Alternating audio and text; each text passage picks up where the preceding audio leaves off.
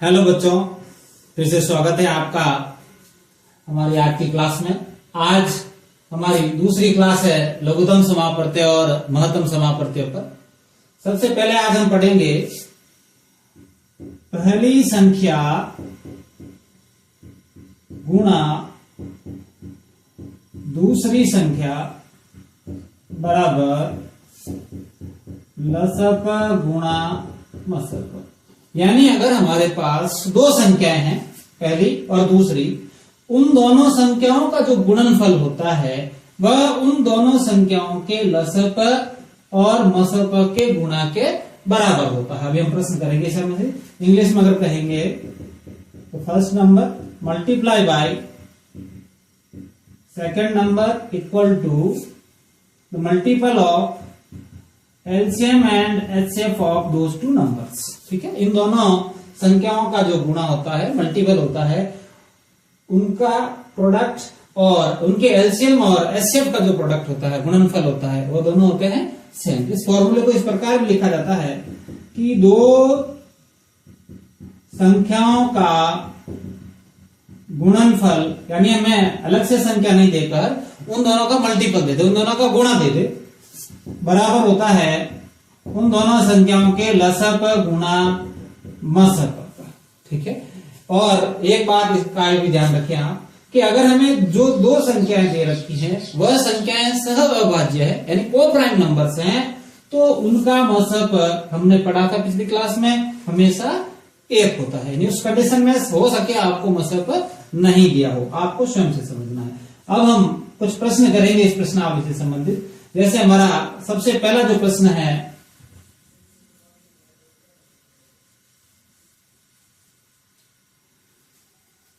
दो की घात 3 गुणा 3 की घात 3 गुणा 5 की घात 5। दूसरा है हमारा 2 की घात 3 गुणा 3 की घात 2 गुणा 5 की घात 2 गुने में 7। और तीसरा जो हमारा नंबर है 2 की घात 4 3 की घात 4 5 गुणा 7 की घात 2 गुने में 13। और हमसे कह रहा है इन तीनों का महत्तम समापवर्त्य या एचसीएफ फाइंड करिए। तो हमने पिछली क्लास में पढ़ा था कि अगर आपको दिए गए नंबर का जो पावर का नंबर हो उनका एचसीएफ ज्ञात करना है तो आपको सबसे छोटे पावर वाली कॉमन संख्या ढूंढनी है, यानी ऐसी संख्या जो सब में होनी चाहिए और उसका पावर सबसे कम होना चाहिए। तो सबसे पहले अपन 2 को देखें। 2 इन तीनों संख्या में आ रही है और 2 का सबसे कम पावर है 2 की घात 30, तो इसमें हम कॉमन लेंगे 2 की घात 3। फिर हम देखते हैं 3 यहाँ पर भी है, इसमें भी है और इसमें भी है, पर इनमें सब में 3 की सबसे कम जो घात है वह है हमारी 3 की घात 2। तो यहाँ लिख देंगे हम 3 की घात 2 गुने में तीसरा जो कॉमन नंबर आ रहा है वो है 5। यहाँ पर 5 की घात 5 है, यहाँ 2 है और यहाँ पर 1 है, तो सबसे कम हो गई हमारी 5 की घात 1। तो ये जो हमारा उत्तर है 7 2 में है, इसमें नहीं है, और 13 सिर्फ इसमें ही है, इसलिए ये संख्याएं कॉमन नहीं आएगी। तो इन तीनों का जो हमारा एचसीएफ आया या मसप जो आया वह आ गया हमारा 2 की घात 3 गुने में 3 की घात 2 गुने में 5 की घात 1। अगर हमें इसी प्रश्न का लसप ज्ञात करने के लिए बोले तो लसप होता है सबसे बड़ी घात, सबसे बड़ी घात वाली सभी संख्या लेनी हमको। जैसे 2 लेंगे तो 2 में सबसे बड़ी घात है हमारी 2 की घात 4 गुने 3 में सबसे बड़ी घात है 3 की घात 4 गुने 5 का देखें तो सबसे बड़ी है 5 की घात 5 गुने, इसमें आपको कॉमन नहीं आने वाली संख्या भी लेनी होती है, बस सबसे बड़ी घात हो उनकी 7, तो इसमें 7 की घात हो गई 2 और गुने में आ गई हमारा 13। तो ये इन्हीं संख्याओं का हमारा लसप हो गया, यानी एलसीएम। अगर यहाँ एक और बात नोटिस करें तो जो हमारी संख्याएं लसप मसप में आई है या एचसीएफ में आई है वह संख्याएं लसप को पूरी तरह से डिवाइड करती है, यानी कोई भी संख्याओं का जो मसप होता है वह उन्हीं संख्याओं के लसप को पूरी तरह से विभाजित करता है। चलिए अब हम लेते हैं हमारा अगला प्रश्न। नेक्स्ट क्वेश्चन है, यदि 72 तथा 180 का मसप 36 है तो लसप क्या होगा? If HCF of 72 and 180 is 36 find its LCM. अभी हमने जस्ट फॉर्मूला पढ़ा था कि दो संख्याओं का, यानी first number into second number equal होता है LCM and HCF of these two numbers. ठीक है, यानी पहली संख्या गुणा दूसरी संख्या बराबर लसप गुणा मसप। तो हमें पहली संख्या दे रखी है 72 मल्टीप्लाई में, दूसरी हमको दे रखी है 180 इक्वल इनका जो मसप दे रखा है हमको, मसा है हमारा 36, हमको ज्ञात करना है लसप।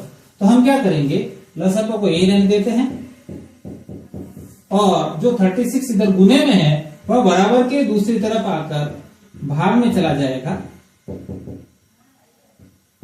वह 36 का जो भाग है 72 में जाता है 2 बार। 36 एकम 36 दूनी 72। अब हम 2 को गुना कर देंगे 180 से, तो 0 8 दूनी 16, 5 से 1 2 3। तो हमारा जो लसप आ गया एलसीएम वह आ गया हमारा 360। तो इस प्रकार अगर हमें 2 संख्याएं दे रखी है या इनकी जगह अगर दोनों संख्याओं का गुना भी दे रखा होता तो भी हमें प्रश्न इसी तरह से करना है। चलिए प्रश्न संख्या 3 लेते हैं हम।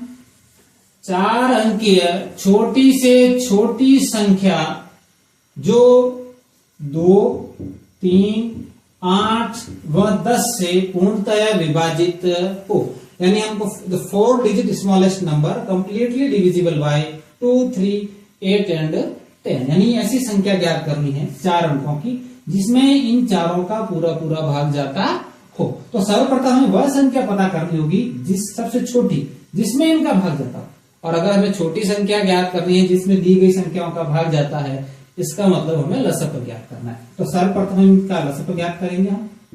2 का भाग 2 में जाता है, 3 में नहीं जाता, 8 में 4 बार और 10 में 5 बार। फिर से 2 का 1 में देने की जरूरत नहीं, 3 इसमें गया 2 बार और 5, फिर से 2 का 1 बार और फिर 3 का, माफ करो, और अंतिम हम देंगे 5 का। तो इस प्रकार हमारा भाग विधि से लसप हो गया। अब इनका गुणनफल प्राप्त करेंगे हम, तो आएगा 2 गुनी 2 गुनी 2 गुनी 3 गुनी 5, 5 3 15, 15 दूनी 30, 30 दूनी 60, 60 दूनी 120। यानी इन संख्याओं का जो लसप आया हमारा वो आया है 120। यानी ये सबसे छोटी संख्या है जिसमें इन सभी का भाग पूरा पूरा जाता है। पर हमको 4 अंक की संख्या चाहिए और हमारी 4 अंकों की सबसे छोटी संख्या होती है 1000। अब हम क्या करेंगे, 1000 को 120 से भाग देंगे। 120 का भाग 12 की टेबल बोल देना, 12 8 96, 8 बार दिया, हमारा आगे 960, 0 पीछे बचा हमारा 4 और यहां हो गया हमारा शेष। तो हमारा जो रिमाइंडर बचा या शेषफल जो बचा वह 40 बचा। अब हम सबसे छोटी संख्या ज्ञात करने के लिए 120 में से 40 घटाएंगे। 120 में से 40 घटाने पर हमारे पास जो संख्या बची वह हो गई हमारी 80। यानी अगर हम 1000 में अब 80 जोड़ेंगे हम तो हमारे पास संख्या आती है 1080। तो इस प्रकार आप 4 अंकों की सबसे छोटी संख्या ज्ञात कर ली हमने, जो 2, 3, 8 और 10 इन सभी से पूर्णतः विभाजित है। अगला प्रश्न है, यदि 2 सह अभाज्य संख्याएं वो होती हैं जिनका कॉमन गुणनखंड जो होता है वह होता है, या कॉमन मल्टीपल जो होता है वह 1 होता है। चलिए फिर अगला हम लें, कॉमन गुणन। यदि 2 सहभाज्य संख्याओं का गुणनफल है 117, यानी 2 संख्याओं का गुणनफल बराबर हो गया हमारा उन्हीं संख्याओं का लसप गुणे में मसप। तो 2 संख्याओं का गुणनफल हमको दे रखा है 117 बराबर लसप हमें दे रखा है, लसप ज्ञात करना है और मसप हमारे पास पहले से ही है। और आप कहेंगे मसप तो नहीं दे रखा है, तो हमसे पहले ही कहा है कि ये दोनों संख्याएं सहअभाज्य है और जो संख्याएं को प्राइम या सहअभाज्य होती है उनका मसप हमेशा होता है 1। यानी अब हमारा प्रश्न बनता है 117 बराबर मसप गुणे में लसप, और हमारा मसप जैसे 1 आ गया, अगर हम ये 1 की वैल्यू पुट करते हैं तो हमारा 117 ही लसप आ जाता है। यानी अगर हम सहअभाज्य संख्या का लसप ज्ञात करते हैं तो वह उन दोनों संख्याओं का गुणनफल ही होता है। चलिए अगला प्रश्न है हमारा प्रश्न संख्या 5। प्रथम 100 प्राकृत संख्याओं में 3 व 5 दोनों से भाग हो जाने वाली संख्याओं की संख्या कितनी है? How many numbers are there in first 100 prime numbers divisible completely by both 2 and 5। तो जो भी नंबर हमें पहले 3 और 5 दोनों से भाग जाने वाली संख्या ज्ञात करनी होगी, यानी इन दोनों का हम लसप ज्ञात करेंगे। 3 का भाग और 5 में जाता है 5 का भाग। अब ऐसे आप डायरेक्ट भी कर सकते थे, हमने पढ़ा था कि ये दोनों संख्याएं हमारी कैसी हैं? अभाज्य संख्या है। और जो संख्याएं अभाज्य होती हैं उनका गुना ही या उनका मल्टीपल ही उनका एलसीएम होता है। तो 3 गुने 5 हो गए हमारे 15। तो हमने सबसे छोटी संख्या ज्ञात कर ली जिसमें 3 और 5 का पूरा पूरा भाग जाता है। अब हमें 100 तक में वह संख्याएं ढूंढनी है जो 5 के मल्टीपल हो या 5 के गुणज हो, यानी 15 के गुणज हो। 15 की टेबल 15 एकम 15, 15 दूनी 30, 15 की 45, 15 चौके 60, 15 पंजे 75, 15 छक्के 9, 15 सत्ते 105, 15 आठे 120। यानी अगर हम ध्यान से देखें हमें 100 तक में चाहिए तो 105 100 से बड़ी होगी। तो 15 की टेबल जो है उसमें 100 से छोटी हमारे पास कुल 6 संख्याएं हैं। कितनी संख्याएं हैं? 6। तो प्रथम 100 प्राकृत संख्याओं में 3 और 5 दोनों से भाग हो जाने वाली कुल संख्याएं हमारी हो गई 6। चलिए आज का लास्ट प्रश्न करते हैं, प्रश्न संख्या 6। वह छोटी से छोटी संख्या ज्ञात कीजिए जिससे 7 घटाने पर शेष बची संख्या 20, 28, 35 व 105 से पूर्णतया विभक्त हो। आज जब भी आपको प्रश्न में छोटी से छोटी संख्या या लिस्ट नंबर निकालने के लिए कहे तो यह प्रश्न 100% श्योर रही है आप कि यह लसप से संबंधित है। यानी छोटी से छोटी संख्या ज्ञात करनी जब भी होगी तो आपको दी गई संख्याओं का लसप ही ज्ञात करना है। तो हमसे कह रहा है कि छोटी से छोटी संख्या ज्ञात करनी है, पर इसमें एक शर्त है कि इनका भाग देने पर हर बार पीछे शेष कितना बचना चाहिए? हमारा 7 बचना चाहिए। तो इस प्रश्न को इस प्रकार करेंगे। सबसे पहले जो हमें संख्या दे रखी हैं उन सभी का लसप ज्ञात करते हैं हम। तो पहले 2 से डिवाइड करेंगे, पीछे 0 है तो 2 का भाग जाएगा 10 बार, इसमें 8 है तो 2 का भाग 14, इसमें नहीं जाएगा, इन दोनों ये डिवाइड नहीं है। आपको जो हमने डिविजिबिलिटी के रूल पढ़े थे 2, 3, 4, 5, 7 उन सभी को यहाँ पर इस्तेमाल करना है।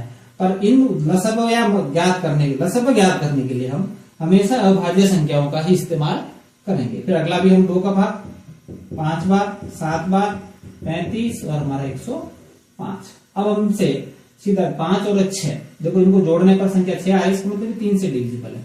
5 में भाग नहीं जाता, 7 में नहीं जाता, 35 और इसमें भाग जाएगा 3 तरी 9 और 5 तरी 15। अब हम 5 का भाग देंगे, 5 एकम 7, 7 और 7। अब हम भाग देंगे 7 का और पीछे हमारा शेष बच जाएगा। अब हम इन सब का गुना करेंगे, यानी 2 गुने 2 गुने 3 गुने 5 गुने 7। देखिए 5 का गुना 2 से करते हैं, 5 गुने 10, 10 को 2 से करेंगे 20, 20 को 7 से करेंगे तो हमारे आगे 140 और 140 को 3 से गुना करेंगे तो हमारा 4 3 12 0 420।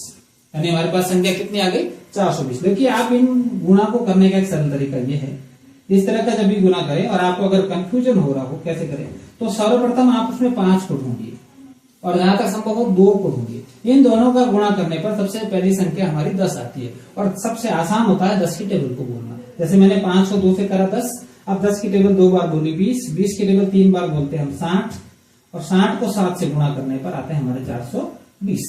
तो ये प्रश्न आप इस प्रकार के गुणा को आसानी से सरल कर सकते हैं अगर उस संख्या में 5 और 2 दे रखे। तो हमारा जो लसप आया इनका वह आ गया 420। अब हमसे ये कह रखा है कि इनका 420 में 28, 20, 35, 105 का भाग तो पूरा जाता है, पर अगर भाग देने पर 7 बचने चाहिए, यानी इसके पास 7 एक्स्ट्रा होने चाहिए। तो हम क्या करते हैं, हमारे लसप वाले संख्या में 7 जोड़ देते हैं तो हमारी संख्या हो गई 427। अब आप जब भी इन संख्याओं से भाग देंगे तो हर बार हमारे पीछे शेषफल कितना बचेगा? 7।